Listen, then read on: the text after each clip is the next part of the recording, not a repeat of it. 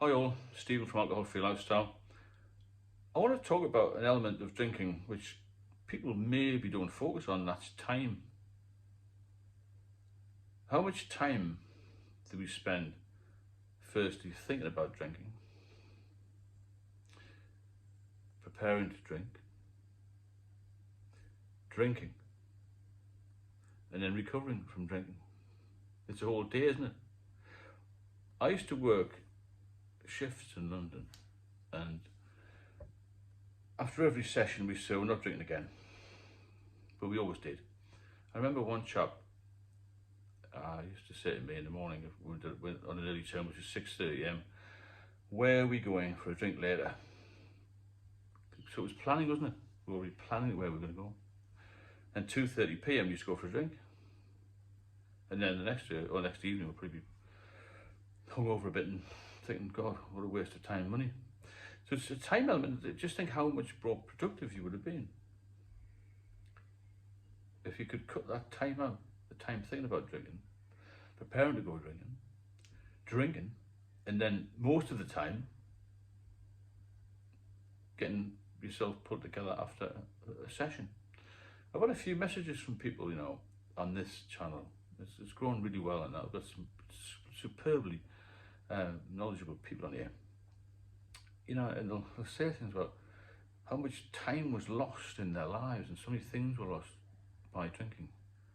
It's incredible, isn't it? How we focus so much on it. And all this recovery time, because one chap said he's so pleased, this is his words, he's so pleased he stopped drinking, because after the bank holiday, he could do what he liked. Do what he liked. Because in the past, when you've had a very, very heavy session, you can't do what you like, can you? Because you're still in bed, recovering from the alcohol. Somebody's got you to drive, you still took him over. So he was so over the moon that he could do what he liked. That was his words. And I thought, yeah, he's right there. Because you're free to do what you want. There's no restriction. When you know you're going to be hungover, you can't plan a 10-mile hike, can you? Not that I do that every day. But you can't plan much, really. You think, well, this is why bank holidays go a bit wry. Oh, I've got the Monday to recover. So people go mad on the Thursday night, the Friday night, the Saturday night, the Sunday, and the pubs are always busy on the Sunday night when it's in the bank holiday.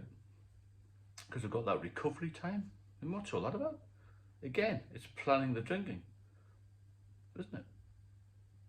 And then drinking, and then feeling hungover the whole of the Monday, and then you get the fears on a Monday night about going to work on the Tuesday. If I had a great, well, you think you've had a great weekend, you probably spent the thick end of £250 for nothing really, to feel rough as a badgers on the Tuesday. Holidays as well. How many holidays have been spoiled or been interrupted, or how many accidents have happened on holiday when people go mad, don't they? They get to the airport at 4 a.m. and they start drinking straight away. I've done it myself. I used to love it. I do a few drinks on the plane, get there at lunchtime. At times I've been to hotels, put the suitcase in the room and gone straight in the drink and not unpacked for 2 or 3 days. It's not a holiday, is it? You're just drinking in the sun and you wonder where all your money's gone. And then people will come along and say, well, how was your holiday? I said to somebody the other day, how was your holiday in Turkey? He said, brilliant, it was really good, only £1 a pint. That's how they quantify the holidays, the price of alcohol. So time wasted is massive. So when you stop drinking, a lot of people won't stop drinking because they think they get bored. You've got so much time, you can do so many other things. And with this time, you can get even fitter and you feel better. So it's not a vicious circle like drinking is, it's the opposite. It's a very productive circle. And with the extra money you save, you can invest the money. And all of these things is good for motivation. And it's good for your mental health as well. And you'll think, well, I've got a future again. There's no future being in the rut of going to the pub every day. I'm retired, a lot of my friends are retired now, because they're a little bit older. The same guys, there's 4 of them, go in the same pub, at the same time, in the same seats, every day of the year. And that's including Christmas Day. One guy was married. I don't know what he does with his wife. I presume she's still alive. But you never see her. You just trot off at 10 o'clock. She must have a hell of a life.